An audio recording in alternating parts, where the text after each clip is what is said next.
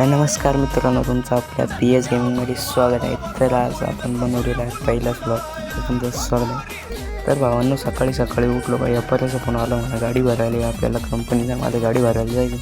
मग काय उठलो, गाडीला फडकं मारले, राशी मारून घेतली, गाडीला कडक आली कसं म्हटलं दानका विषय ना भाऊ. लगेच गाडी पुढे घेतली, थोडी अगरबत्ती करून घेतली, गाडी मागं ओढून घेतली, लगेच सुटलो आपल्या रस्त्याला. म्हणलो काय आता यप्परीने आपल्याला फोन केला म्हणजे जावंच लागणार. कसं आहे ना, तर यप्परी नाही का जवळचा माणूस आहे जरा, कारण प्रत्येक वेळी आपल्याला तोच यप्परी आपल्याला भाडं देत असतो. त्यामुळं काय मग म्हणलं शेवटचा फोन आला आपल्याला जावंच लागेल. मग काय लगेच काय वेळाच्या नंतर गाडी आपल्या गेटच्या बाहेर काढून घेतली. हायवेला आपल्याला जरा म्हणलो आता झुलवलं तर लागेलच ना आपल्याला भाऊ.